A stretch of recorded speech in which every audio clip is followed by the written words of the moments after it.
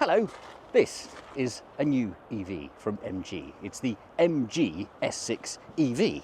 And well, it's the 8th EV to arrive from MG. It's also the largest EV MG to arrive, not including the confusing new IM models. This is the biggest so far. And look, it's quite nice. It's got some clever things as well. See these grills down here? They're active. They open and close to do aerodynamics. And as standard, just looking at it, it's nice. It's got tinted windows as standard. It's got lovely wheels.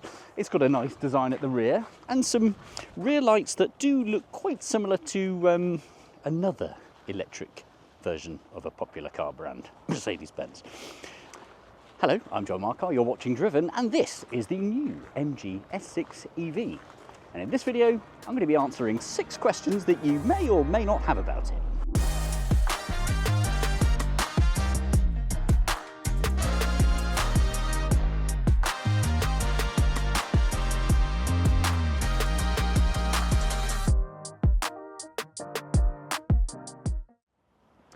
Well, as it turns out, quite long. 4.7 metres from the very back to the very front. In terms of width, it's 1.9 metres wide. That's actually not including the wing mirrors, so add on some wing mirrors. And 1.6 metres tall, so, you know, good size. If you're thinking of a visual comparison, i.e. what is it comparatively sized with, then Range Rover Velar. It's pretty much, dimensions-wise, exactly the same. And what does that mean in terms of interior space? Jump in, I'll show you.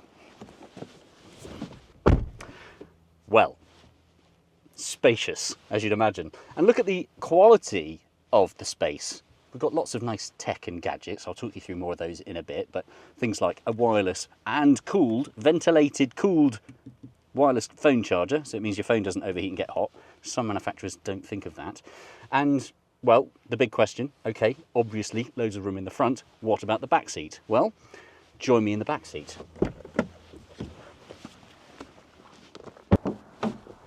Right, well, I've not moved this seat. That's in my driving position, and I am a long man at 6'1" or 185 centimetres. And as you can see, space, loads of space. Headroom, loads. Legroom, loads. And of course, being an EV, flat bottom means there's no transmission tunnel there, so that means you've got loads of space. You've got space for bags, you've got space for easily an adult in the middle there, but 2 adults in the back, big adults like me, got loads and loads and loads of room in comfort. And if you do go for the top spec model, heated seats in the back as well.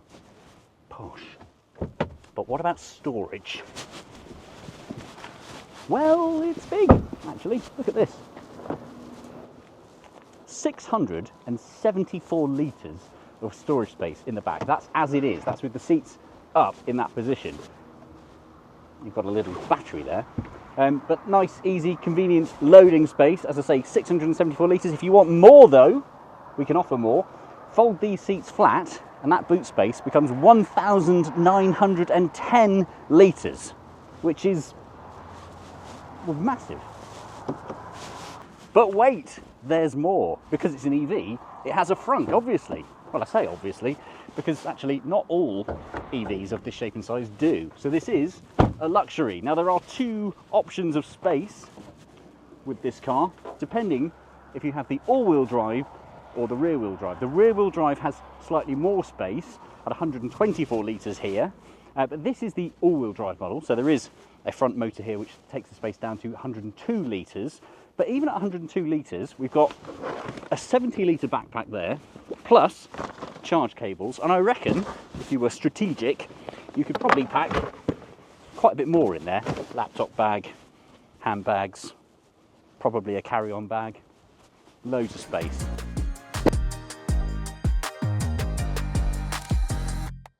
Well, as is the norm with MG, they like to keep things simple. So they've done it in 3 different tiers. You've got SE, standard equipment. Prices for those will start at £37,995. The next step up is called the Trophy. It's £3,000 more, and that comes with a price tag of £40,995. Or if you want the top of the range one, and crucially the fastest one, then that's also called a Trophy, but that's the Trophy DM for dual motor. Prices for those, you've guessed it, another £3,000, £43,995. And that, coincidentally, is what this is.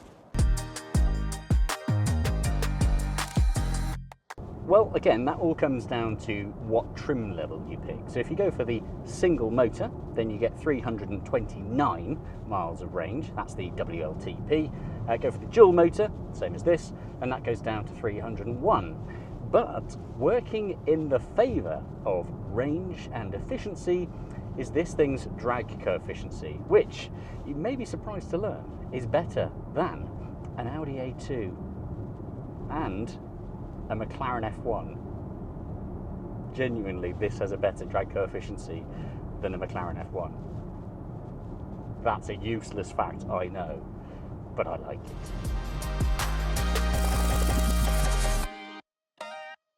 About 38 minutes. That's from 10% to 80%. That's the kind of golden window. If you've got a 7 kilowatt home charger, kind of thing you'd have a wall box at home plugging overnight, that's going to be more like 6 to 7 hours to achieve the same sort of volume, closer to 10 if you want a full 100% charge. There you have it. Black Pearl, Camden Grey, Piccadilly Blue, Arctic White, Cosmic Silver, and my personal favourite, Stratford Gold. Not because I like the colour, but because I live in Stratford.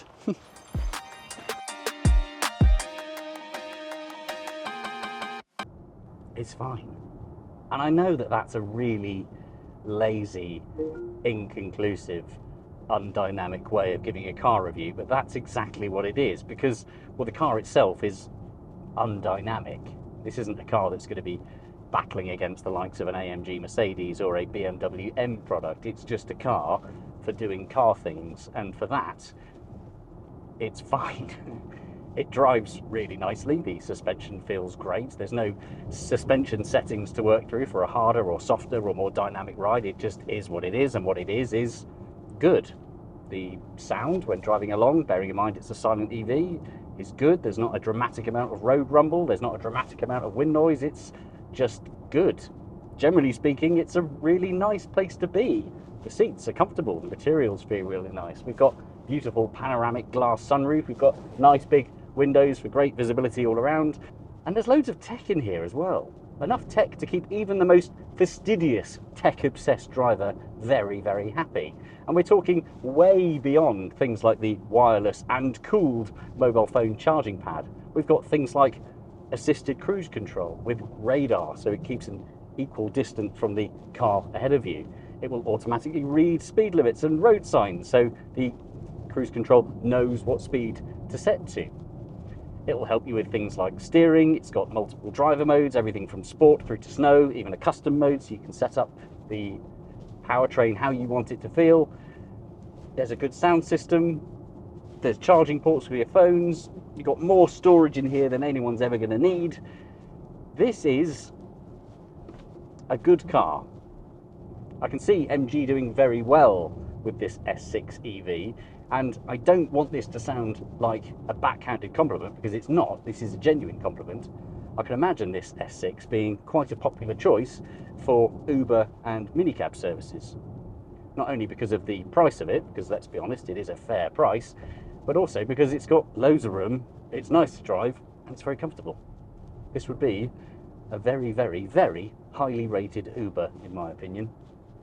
And that's a good thing. It's a good car.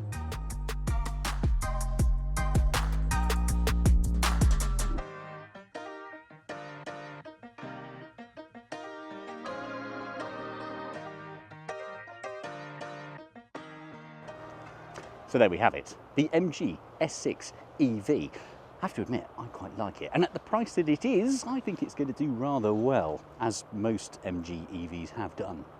Question is, what do you think? Let me know in the comments below. If you have any additional questions, again, put them in the comments. I'll do my best to answer to every single person. And perhaps you want to sit down and have a good old-fashioned read. Well, good news is I have written a good old-fashioned article. So head on over to the website, driven.site/words. You can see my full written review on this lovely new car. And if you're joining us maybe for the first time and you like this sort of thing, why don't you hit the little subscribe button and then the little bell notification, and you get a notification the next time we upload a new video. Thanks for watching. Goodbye.